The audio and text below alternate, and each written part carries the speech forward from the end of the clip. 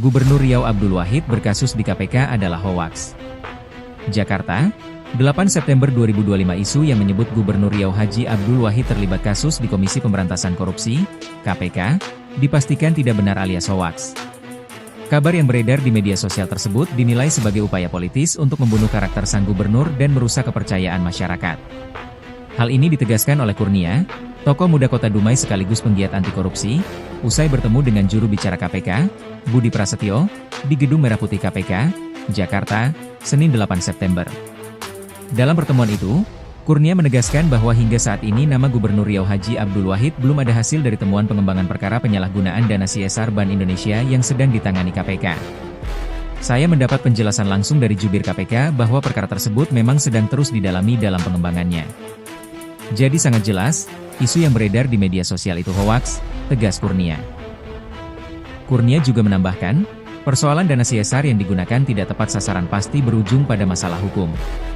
CSR adalah dana yang seharusnya dipergunakan untuk kepentingan orang banyak atau masyarakat luas, termasuk fasilitas umum yang tepat sasaran.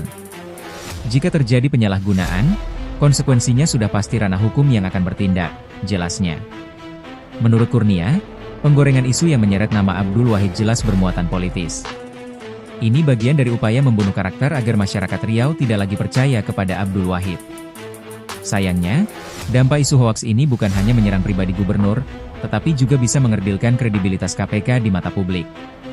Seolah-olah KPK tidak profesional dalam menangani kasus, padahal faktanya tidak demikian. Inilah yang berbahaya, karena kabar hoaks bisa meracuni pikiran masyarakat, ujarnya. Dalam diskusi itu, jubir KPK Budi Prasetyo menjelaskan bahwa saat ini 2 anggota DPR RI telah ditetapkan sebagai tersangka terkait penyalahgunaan dana CSR Bank Indonesia. Dana CSR tersebut pada prinsipnya digunakan untuk mendanai pokok-pokok pikiran, pokir, anggota DPR RI di daerah pemilihan, bukan untuk kepentingan pribadi. Dana CSR seharusnya digunakan tepat sasaran.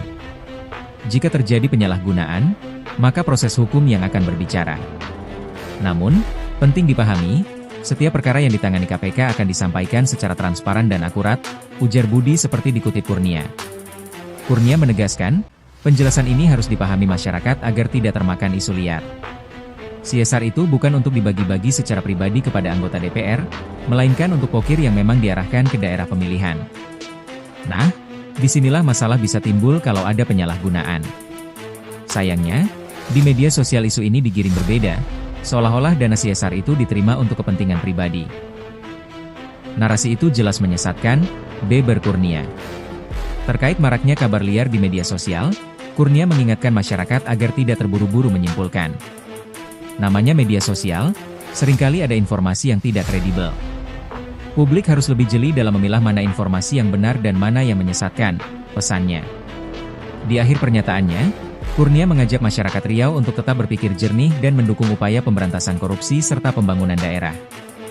Ayo kita bersama mendukung KPK dan pemerintahan yang bersih. Jangan terprovokasi oleh hoaks yang hanya mengadu domba.